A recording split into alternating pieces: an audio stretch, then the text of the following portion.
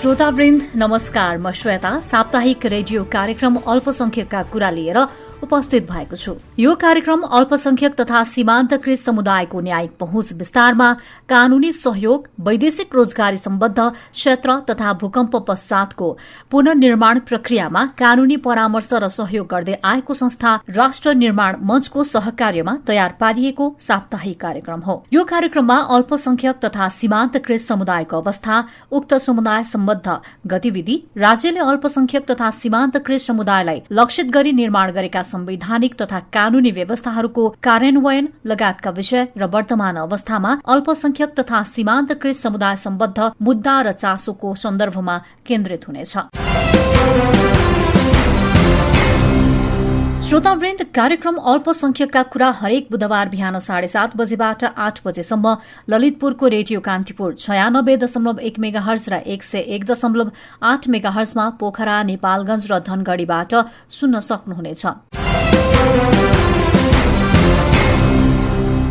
गत हप्ता हामीले महिलाको मूल प्रवाहीकरण र महिलामाथि लैंगिकताका आधारमा हुने हिंसाका विषयमा चर्चा गरेका थियौं। आजको कार्यक्रममा पनि नेपालको संविधानले महिलाका लागि स्थापित गरेका विशेष हक अधिकार र तिनीहरूको कार्यान्वयन तथा अहिले महिलामाथि भइरहेको हिंसात्मक घटनाको विषयमा चर्चा गर्नेछौं। नेपालको संविधानमा उल्लेख भएको महिला सम्बद्ध हक अधिकारले महिलाको मूल प्रवाहीकरणको विषयलाई सम्बोधन गर्न सक्छ कि सक्दैन, अर्कोतर्फ प्राप्त अधिकार र व्यवस्थाहरूको कार्यान्वयनको पक्ष के छ लगायतका विषयमा काठमाडौँ स्कूल अफ लका प्राध्यापक तथा मानवाधिकार कर्मी गीता पाठक संग्रौलासँग गरिएको कुराकानी तथा अहिले महिलामाथि भइरहेका हिंसाका घटनाहरूमा स्थानीय तह, प्रदेश सरकार र संघीय सरकार लगायतका सरकारवालाहरू भूमिकाको विषयमा महिला, बाल बालिका तथा ज्येष्ठ नागरिक मन्त्रालयको निवर्तमान मन्त्री तथा संघीय सांसद थममाया थापासँग गरिएको कुराकानी प्रस्तुत गर्नेछौं।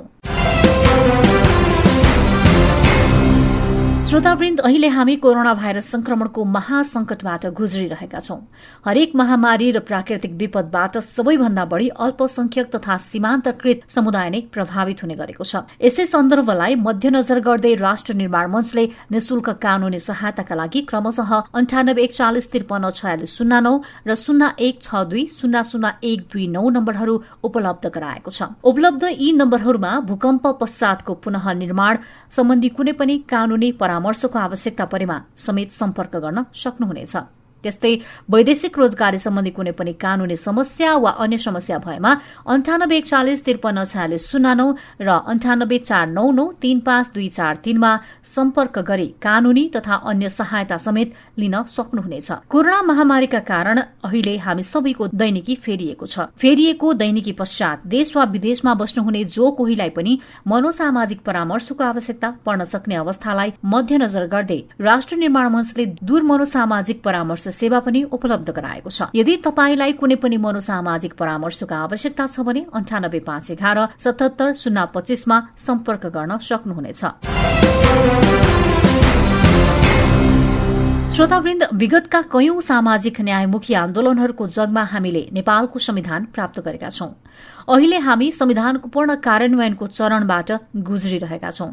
नेपालको संविधानले महिलाहरूको सम्बन्धमा सकारात्मक विभेदमा आधारित विभिन्न अधिकारहरूको व्यवस्था गरेको छ। महिलामाथि गरिने हरेक प्रकारका विभेद र हिंसालाई दण्डनीय अपराधको रूपमा स्वीकारिएको छ भने अर्कोतर्फ राज्यका हरेक संयन्त्रमा सहभागितामूलक, समानुपातिक र समावेशीकरणको सिद्धान्त अनुरूप महिलाको उपस्थितिलाई सुनिश्चित गरेको छ। तर पछिल्ला दिनहरूमा महिलामाथि भइरहेका हिंसा र विभेदका घटनालाई हेर्ने हो भने समाजमा संविधानले निर्दिष्ट गरेको परिवर्तनको आभास हुन सकेको छैन। यसै सन्दर्भमा हामीले काठमाडौँ स्कूल अफ लका प्राध्यापक तथा मानवाधिकार कर्मी गीता पाठक संग्रौलासँग कुराकानी गरेका छौं। सुनौ उहाँसँग गरिएको यो कुराकानी। नेपालको संविधान 2072 लाई तुलनात्मक रूपमा लैंगिक मैत्री संविधान भनिन्छ र यो अहिले कार्यान्वयनको चरणमा छ। यसै बीचमा महिला हिंसाका गम्भीर घटनाहरू सार्वजनिक भइरहेका छन् र सँगसँगै महिलाका अधिकार अर्थात् महिलालाई मूल प्रवाहीकरणमा ल्याउन राज्यबाट राजनीतिक, सामाजिक विभिन्न क्षेत्रबाट पहलहरू पनि भइरहेका छन्। एकातिर यो पहल, अर्कोतिर महिलामाथि भइरहेको भएको हिंसाको पक्षलाई जोडेर हेर्दा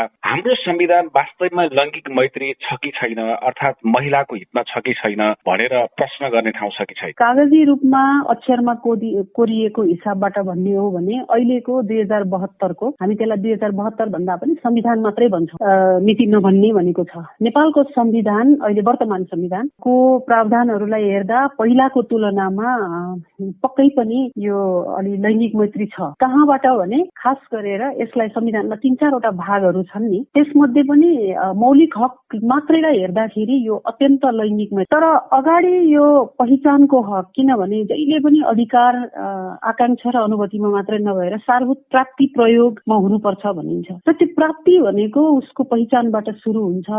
जस्तो म यो देशको नागरिक, मैले सम्पूर्ण अधिकारहरू मैले प्राप्त गर्छु भन्ने आधारमा जस्तो नागरिकताका सवालहरू आइरहेछन् नि, यदि संविधान पूर्णतः लैंगिक मैत्री भइदिएको भए सायद फेरि यसको संशोधनको लागि फेरि नागरिकता ऐनहरू पनि फेरि अर्को बनाउने अथवा संशोधन गर्ने कुराहरू रहँदैन थियो होला। त्यही भएर नागरिकताको सवालमा जहिले पनि यो विषयलाई जोडेर हेर्दाखेरि वर्तमान संविधान पनि पूर्णतः लैंगिक मैत्री छैन भन्ने अर्थमा देखिन्छ। तर यता मौलिक हकलाई हेर्नुहुन्छ भने चाहिँ यस पहिलाको तुलनामा छ। मैले यहाँलाई अलिकति रोकेँ।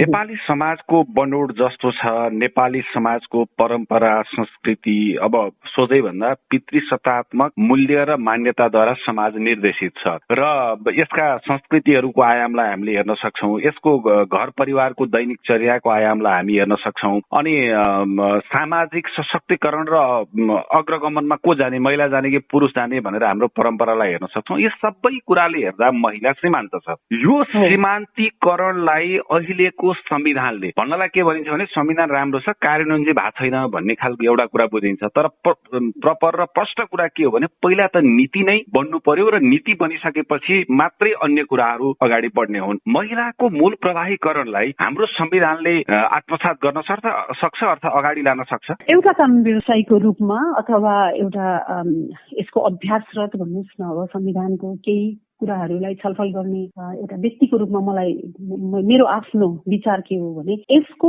सकारात्मक रूपमा यसलाई व्याख्या गर्ने हो, विश्लेषण गर्ने हो भने सक्छ। मैले अघि पनि भने यसका भाषाहरू प्रस्तावनादेखि लिएर त्यो पहिलो भाग, त्यसपछि दोस्रो भाग, अनि त्यही पनि छन् होइन, अनि त्यसपछि मौलिक हक अनि संयन्त्रहरू सबै छ, सक्छ। तर प्रश्न के हो भने अलिकति अवधारणा, अब यो प्रश्नमा अलिकति अवधारणागत कुराहरूको खाँचो छ। यहाँले जुन समाजको सामाजिक भन्नुभयो नि, मलाई अत्यन्त मन पर्यो। म जहिले पनि प्रयोग गर्छु सामाजिक। महिलाको विषय, महिलाको लागि राखिएको व्यवस्थाहरू त्यो जैविक महिलाहरूको लागि राखिएको कुरा मात्रै होइन के, जैविक जस्तो बायोलोजिकल भन्छौँ नि, यो सामाजिक हो। यदि महिला एउटा संस्थाको रूपमा अथवा एउटा व्यक्तिको रूपमा त्यो सामाजिक रूपमा उसलाई लिने हो भने त्यसकारणले महिलाको विषय मात्रै होइन, सामाजिक विषय हो। त्यही भएर के हो भने पहिला महिलाको अधिकार भनिन्थ्यो नि, अहिले लैंगिक भनिन्छ। त्यही भएर लैंगिक भनिसकेपछि लैंगिकले एउटा कहिलेकाहीँ तुलना, कहिले आधार खोज्छ। त्यसकारणले पहिला चाहिँ यो अवधारणा कुरा, सामाजिक कुरा।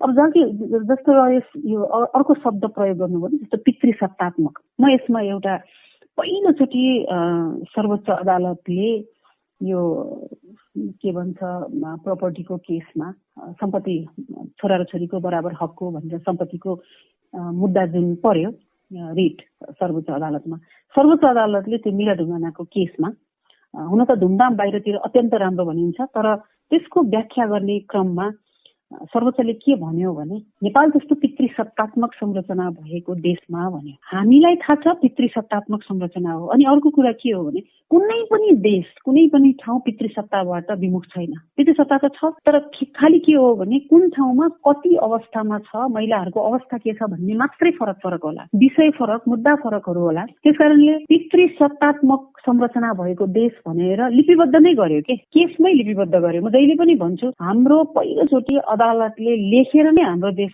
पितृसत्तात्मक संरचनाभित्र पर्यो भनेर भन्यो होइन। जस्तो सम्पत्तिको सवालमा पितृसत्ता के हो, जस्तो कहिलेकाहीँ हामी महिला र पुरुष, यो पितृसत्ता भन्ने बित्तिकै पुरुषको कुराहरू त्यहाँनिर आउँछ। यो महिलाको सवाल यदि सामाजिक सवाल लिने हो भने यो न त महिलाको जैविक पुरुषको कुरा हो, न जैविक महिलाको कुरा हो। त्यसकारण पितृसत्ता भनेको एउटा सामाजिक संरचना हो, डिफेक्टिभ भ्यालु भन्छौँ। त्यो संरचनाभित्र जैविक महिलाले पनि त्यसलाई प्रश्रय दिन्छन्, जैविक पुरुषले पनि त्यसलाई प्रश्रय दिन्छ। त्यसकारणले यस अर्थमा अब संविधानलाई हामीले हेर्ने कसरी त? संविधानमा यो पितृसत्तात्मक अथवा यो सामाजिक संरचनालाई च्यालेन्ज गर्न सकिने छ कि छैन त भन्दा यसलाई छ। म यसलाई जोडेर अन्तर्राष्ट्रिय कानूनसँग पनि सँगसँगै यसरी जोडेर हेर्दाखेरि महिलालाई महिला भएकै कारणबाट भेदभाव गर्नु हुँदैन भन्ने अन्तर्राष्ट्रिय कानूनले। नेपालको संविधानले पनि के भन्यो भने महिलालाई कुनै पनि आधारमा विभेद गर्न पाइँदैन, चाहे सम्पत्तिको सवालमा होस् अथवा हिंसाको। यसमा त अझ हिंसाको कुरा पनि राख्यो धारा 38ले। यो प्रजनन स्वास्थ्यको हकको कुराहरू पनि राख्यो। तर एउटा म ठ्याक्कै अलिकति भनिहाल्नु है, हल्का कन्फ्युसिङ गरेको छ यो अहिलेको संविधानले पहिलाको संविधान भन्दा। पहिला प्रजनन हक भन्थ्यो, प्रजनन हक र प्रजनन स्वास्थ्य दुइटै राखेको थियो। अहिलेको संविधानले प्रजनन स्वास्थ्यको राखेको छ। यद्यपि यही संविधान अन्तर्गत बनेको ऐनले भने चाहिँ प्रजनन स्वास्थ्य र प्रजनन हक दुइटै कुराहरू बोलेको छ, सर्वोच्च अदालतले नि बोलेको छ। त्यसकारण त्यो लागू त हुन्छ। तर मलाई के लाग्यो भने हक कुरा नलेखेर किन स्वास्थ्यको कुरा मात्रै राखियो भन्ने पनि यो एकदम टीका टिप्पणीहरू उठिरहेको छ। जे होस्, कुरा के हो भने लैङ्गिक मूल प्रवाहीकरण भन्नुभयो, तेस्रो मैले शब्दलाई नै लिइरहेको छु यहाँ। मूल प्रवाहीकरण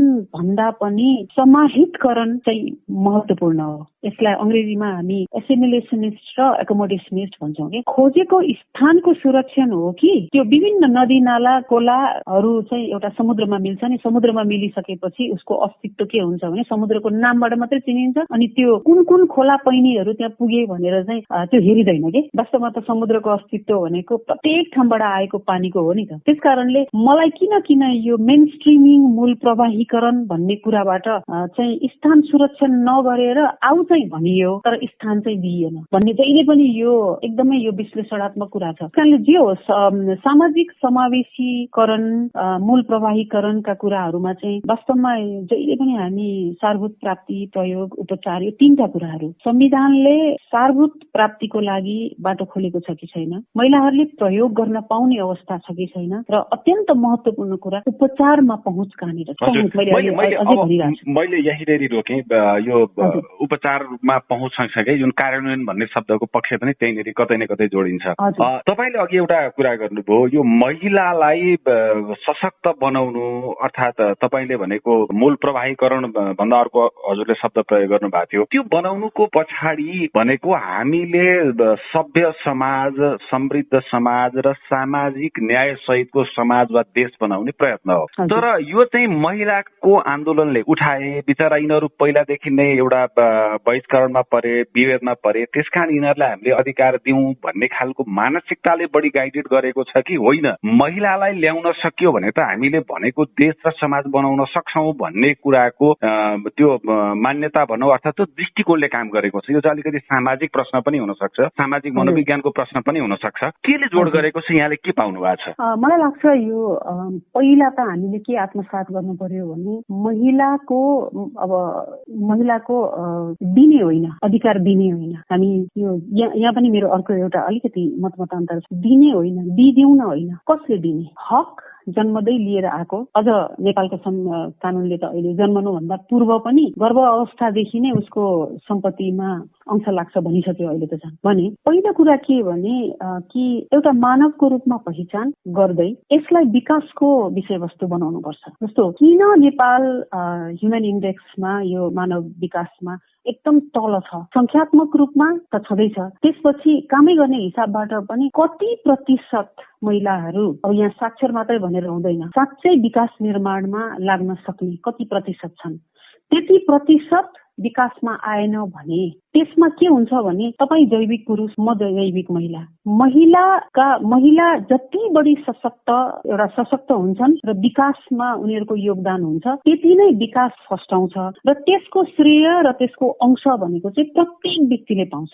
हामी भन्छौँ नि ऋण भयो भने, राष्ट्रले ऋण लियो भने भविष्यमा हाम्रो सन्ततिलाई पनि ऋण लाग्छ भन्छौँ नि। ठ्याक्कै यदि महिला विकास र सशक्तिकरणमा महिला भएन भने विकास ह्रास हुन्छ र त्यसको फेरि परिणाम यहाँ जैविक पुरुषले पनि भोग्नुपर्छ, जैविक महिलाहरूले पनि भोग्नुपर्छ। त्यस कारणले क्वेसन के हो भने मानिलिनुहोस् न अब 51%मा ल 25%ले पनि गरेका छन् होला अरे, मैले आँकडालाई ठ्याक्कै भनिनँ, तर बाँकी 25% आउन सकेनन् भने के हुन्छ? म एउटा उदाहरण दिन्छु यहाँनिर, अलिकति प्रष्ट होला। हामी के भन्छौँ भने महिला र पुरुषको साक्षरता कति? पहिला त साक्षरता हुनु र शिक्षित हुनु फरक कुरा हो। अनि साक्षरतामा एउटा रफली के भनियो भने अब 57% पुग्यो महिलाको, अझ 60 पुग्न लाग्यो, त्योभन्दा बढी पुग्यो भने। तर के हो भने तराईको दलित महिलाको साक्षरता त 10% भन्दा पनि कम पनि देखिएको छ ठाउँ ठाउँमा। यहाँ तमाम रूपमा उनीहरू विकासमा नआउनुको मतलब के भने मेरो पनि विकास घट्यो, प्रत्येकको विकास घट्यो। त्यस कारणले यसलाई विकासको विषयवस्तु बनाउनु पर्छ भन्ने एउटा महत्त्वपूर्ण कुरा हो। त्यस कारणले प्रश्न के हो भने हामीले महिलाको सहभागिता र महिलाको योगदानलाई कति आत्मसात गरेका छौँ? हेर्नुहोस् न, योगमाया न्यौपानेदेखि लिएर म धेरै जान्न इतिहासका कुराहरूमा, तर कति आत्मसात गरेका छौँ। त्यसकारणले महिलाको एउटा मैले अघि पनि भने त्यो पहिचानलाई ठिक छ, प्रत्येक व्यक्तिलाई सम्मानपूर्वक बाँच्न पाउने हक हुनेछ भने, तर साँच्चै महिला प्रत्येक व्यक्तिभित्र परेका छन् त? प्रश्न छ। यदि महिला प्रत्येक व्यक्तिभित्र परेका छन् भने किन हामी देख्दैनौँ त? उदाहरणको लागि त्यत्रो बृहत शान्ति सम्झौता भयो, त्यो त संविधानको एउटा अङ्ग, अत्यन्त त्यसको अङ्ग नै हो नि, वास्तवमा त्यसको धरोहरै हो। बृहत शान्ति सम्झौता भएरै संविधान आएको कुराहरू अङ्ग नै हो। तर बृहत शान्ति सम्झौतामा हस्ताक्षर गर्ने हात, थप्पडी बजाउने हात, अनि तमाम हामीले यो संविधान ल्यायौँ भन्ने तमाम हातहरूमा त जैविक एउटा एक यहाँनिर आउँछ कि यहाँनिर आउँदो रहेछ कि एउटा पनि महिला थिएनन् त? यहाँ इतिहासलाई सँगै जोड्नुपर्छ है सर। कुरा के हो भने हिजो आन्दोलन जति बेला 47 सालको संविधान लिएर आएको थियो, त्यति बेला आधा आकाशको रूपमा साना प्रधानले संयुक्त वाम मोर्चाको तर्फबाट र कृष्णप्रसाद भट्टराई दुईजनाले यता भनौँ न प्रजातान्त्रिक समूह र एउटा संयुक्त वाम मोर्चाको तर्फबाट दुवैजनाले आन्दोलन त हाँक्या हो नि। आखिर 50-50% त भएको हो नि। तर फल खाने बेलामा, संविधान बन्ने बेलामा त 47 सालको संविधान बन्दा त एकजना पनि महिला भएन। फेरि त्यसपछि 47 सालको संविधान बन्दा एकजना पनि महिला भएको त्यो मात्रै होइन, त्यसपछि तमाम कुराहरूमा त बिस्तारै सहना, मैले यहाँ भन्न खोजेको के भने 51% अथवा 50% भन्दा बढीको सहभागिताको प्रश्न त यहाँनिर आयो नि। हो, यहाँनिर चाहिँ महिला र पुरुष भनेर विभाजन गरिएको अवस्था चाहिँ हाम्रो रिफ्लेक्सन फेरि पनि संविधानमा पनि आयो। जे भन्यो भने पनि नीति निर्माणमा लगायतको कुराहरूमा औपचारिकतामा मात्रै रहन्छ है यो भन्ने कुरा आयो। त्यही भएर संविधानलाई मैले 5वटा कुराहरूबाट हामीले हेर्नुपर्छ भन्छु। कति पहुँच छ, पहुँचको अधिकारलाई हामीले कति पुर्याउन सक्छौँ? ठिक छ, अदालत लगायतको ठाउँहरूमा जाँदा औपचारिक ठाउँमा त्यो कुराहरूलाई राखिएला, त्यहाँ पनि कति आत्मसात गरिएको छ। र एउटा त्यो वर्गको कल्याणकारी, खास गरेर पहुँच नभएका अन्तर समूहगत रूपमा, आर्थिक, सामाजिक, सांस्कृतिक रूपमा विपन्नतामा परेका एउटा वर्गको कल्याणकारी अवस्थालाई शिक्षाको, स्वास्थ्यको कुरामा कति छ, सहभागिताको कुरामा र नियन्त्रणको कुरामा र विकासको स्रोत र प्रतिफलमा कति पहुँच छ, नीति निर्णय प्रक्रियामा कति पहुँच छ, र समान स्तर र समान अधिकारमा कति पहुँच छ। प्रश्न के हो भने अधिकारको मात्रै होइन, अब यहाँ पहुँचको कुरा, त्यो पनि अझ अहिले त समन्यायिक पहुँच भन्छौँ हामी, त्यो कुरालाई चाहिँ हेर्नु पर्ने अवस्था छ। तर संविधानको एउटा अत्यन्त महत्त्वपूर्ण पाटो छ है, जो विश्वकै संविधानमा छैन। त्यसले समस्या पनि निकाल्ला, तर संविधानले के भनिदियो भने यसको यो मौलिक हकहरूलाई कार्यान्वयन गर्नको लागि, खास गरेर आर्थिक, सामाजिक, सांस्कृतिक क्षेत्रमा कार्यान्वयन गर्नको लागि संविधान बनेको 3 वर्षभित्र कार्यान्वयन गर्ने ऐनहरू बन्नुपर्छ भन्यो। ऐनहरू बन्यो, थुप्रै ऐनहरू बन्यो। लैङ्गिक पक्षबाट, महिलाकै पक्षबाट हेर्नुहुन्छ भने प्रजनन हक, प्रजनन स्वास्थ्यका ऐनहरू पनि बने। अब त्योभन्दा अगाडि नै अझ सेक्सुअल हरासमेन्टका होइन तमाम जति पनि सर्वोच्चले भन्दै गए ऐन कानुनहरू बने। समस्या संविधानको प्रावधान र ऐन कानुनमा भन्दा पनि समस्या मानसिक सोचको दरिद्रता भन्छन् कि थिङ्किङ अफ पवर्टी, अलिकति त्यसलाई भोलि प्रयोग गर्ने क्रममा फेरि पनि यो महिला वर्ग भनेर त्यसलाई सेक्टोरियल गरियो भने यसको पहुँच हुने त्यति अवस्था देखिँदैन। उहाँ हुनुहुन्थ्यो काठमाडौँ स्कुल अफ लका प्राध्यापक तथा मानवाधिकार कर्मी गीता पाठक संग्रौला। श्रोतावृन्द, अहिले हरेक गाउँ बस्ती र टोलमा स्थानीय सरकारको उपस्थिति छ। त्यति मात्र होइन, विभिन्न अधिकारमुखी संघ संस्था र संगठनहरूको प्रभावकारी उपस्थिति रहेको तथ्याङ्कहरूले देखाउँछ। तर महिलामाथि भएको बलात्कारका घटनामा समेत मिलापत्र गरिएका समाचारहरू पटक पटक सार्वजनिक भइरहेका छन्। समाजमा महिलामाथि गरिने हिंसाका पीड़कहरूलाई कानूनी दण्ड सजाय दिने अवस्था अझ किन हुन सकेको छैन? स्थानीय जनप्रतिनिधिहरू वा स्थानीय तहहरूले यस्ता घटनाहरूलाई किन उच्च प्राथमिकतामा राख्न सकिरहेका छैनन्? यी र यस्तै विषयमा आधारित भएर साथी ईश्वर दाहालले महिला बालबालिका तथा ज्येष्ठ नागरिक मन्त्रालयको निवर्तमान मन्त्री तथा संघीय सांसद थमोमाया थापासँग कुराकानी गर्नुभएको छ। सुनौ उहाँसँग गरिएको यो कुराकानी। महिलाहरू बलात्कृत भएको, हिंसामा परेको र एकदम जघन्य रूपमा महिला हिंसाका घटनाहरूको बढोत्तरी भइरहेका समाचारहरू राष्ट्रिय सञ्चार माध्यमको केन्द्रमा छन्, प्रमुख समाचार बनिरहेछन्। यी दुई तीनटा तथ्यलाई जोडेर हेर्दा यहाँलाई कस्तो महसुस भइरहेको छ यो वर्तमानको परिदृश्य? 72 सालमा जारी संघीय लोकतान्त्रिक गणतन्त्र सहितको संविधानमा महिलाहरूको विषयमा आर्थिक, सामाजिक, राजनीतिक अधिकारको बारेमा चाहिँ हैन एकदमै अब नमुना किसिमबाट चाहिँ हामीले संविधान बनाएका छौँ हैन। अधिकार सम्पन्न हरेक हिसाबले अधिकार सम्पन्न संविधान पनि हामीले बनाएका छौँ। तर अब अहिले हामी चाहिँ कार्यान्वयनकै पक्षमा छौँ हैन, कार्यान्वयनकै क्रममा हामी छौँ। तर पनि के छ भन्दाखेरि हाम्रो समाजमा अब नियम ऐन कानुन बन्यो अथवा संविधानमा विषयहरू समेटिए, तर पनि हाम्रो समाजको संस्कार व्यवहारहरू अहिले पनि अब परम्परागत संस्कार चिन्तनले अहिले पनि हाम्रो समाजलाई छोडेको छैन हैन। यो समाजमा अझै पनि त्यस्तो खालका कुरीति, कुसंस्कार र महिलामाथि हेर्ने दृष्टिकोण, महिलामाथि हेर्ने व्यवहार त्यसमा फरक आएको छैन।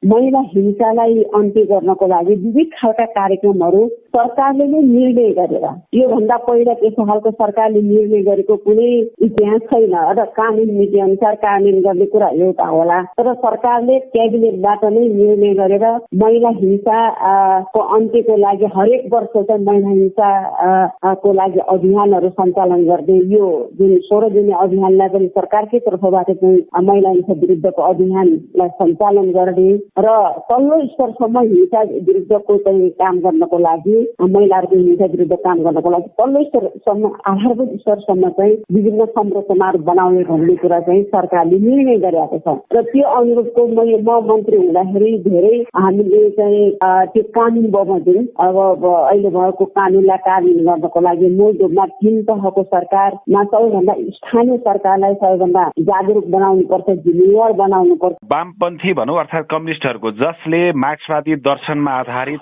सिद्धान्तलाई मान्दछ र मार्क्सवादी दर्शन वा सिद्धान्तले मूलतः समतामूलक र सबैको प्रतिनिधित्व गर्ने, अझ अर्को भाषामा भन्दा वर्गीय, समाजको सबैभन्दा पिँधमा रहेको उत्पीडित वर्गले शासन सत्ता चलाउने भन्ने मान्यता राख्छ। र त्यही पार्टी भनौँ अर्थात् त्यही चिन्तन, त्यही दर्शनमा आधारित स्थानीय जनप्रतिनिधिहरू विजय भएका छन्।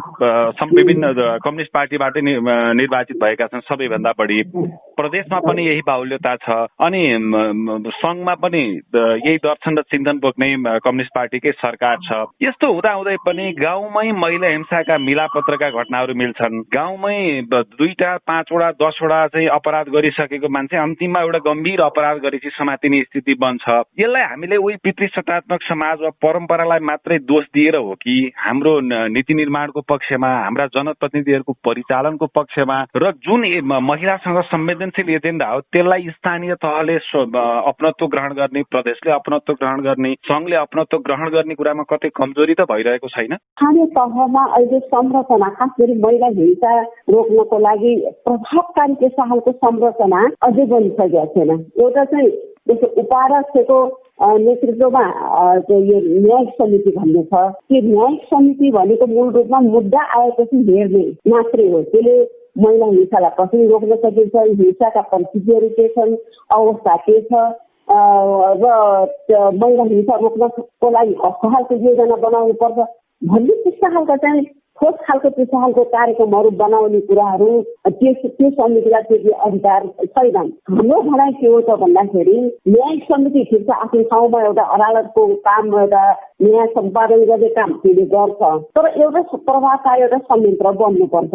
त्यसमा अब पर्व उपपर्वको नेतृत्वमा त्यहाँको सरकार सबैलाई, जस्तो अब विभिन्न महिला आन्दोलनमा लागेका विभिन्न चाहिँ संस्थाहरू हुन सक्छन्, त्यहाँ होइन नागरिक समाज हुन सक्छ, विभिन्न चाहिँ समाजसेवीहरू हुन सक्छन्, समाजलाई चिन्ने त्यस्ता खालका विभिन्न चाहिँ सम्बन्धित सरकार विज्ञ होला, कति चाहिँ अब नागरिकहरू होला, उनीहरूलाई समेत राखेर प्रहरी होला, उनीहरूलाई समेत राखेर महिलाहरूको यस्ता खालका हिंसालाई तुरुन्तै रोक्नको लागि त्यो संयन्त्रले कम्तीमा पनि स्थानीय तहलाई पनि स्थानीय तहलाई पनि त्यस्ता के अरे हिंसालाई रोक्नको लागि त्यसले पनि योजना बनाएर स्थानीय तहलाई पनि त्यो लागू गर्नको लागि त्यसले पनि प्रेरित गर्न सकोस् र आफै पनि त्यो संयन्त्रले चाहिँ हिंसा रोक्नको लागि त्यस खालका कार्यक्रमहरू गर्न सकोस् भन्ने हिसाबले पनि हामीले एउटा संयन्त्र बनाउने भनेर म आफैले पनि ड्राफ्ट गरेर एउटा कार्यविधि बनाएर चाहिँ मैले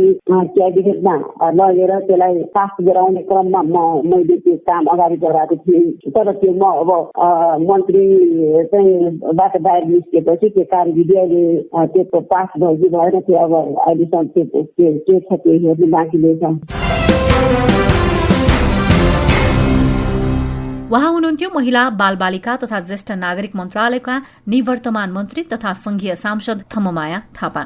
श्रोतावृन्द, यिनै प्रस्तुतिहरूसँगै आजको अल्पसंख्यकका कुराको निर्धारित समय यही सकिएको छ। अर्को साता पनि यसै समयमा अल्पसंख्यकका कुरा लिएर उपस्थित हुने नै छौं। कार्यक्रमको बारेमा तथा अल्पसंख्यक र सीमान्तकृत समुदाय सम्बद्ध विषयमा कुनै प्रतिक्रिया छ भने हामीलाई इमेल वा टेलिफोन मार्फत सम्पर्क गर्न सक्नुहुनेछ। त्यसैगरी कुनै सल्लाह सुझाव र नीतिगत विषयमा तपाईको जिज्ञासा छ भने हामीलाई info@fnbnepal.org मा इमेल पठाउन वा राष्ट्र निर्माण मञ्च नेपाल केन्द्रीय कार्यालय बुद्धनगर काठमाडौँ को सम्पर्क नम्बर 0162000129 र 9841534609 मा फोन गर्न सक्नुहुनेछ।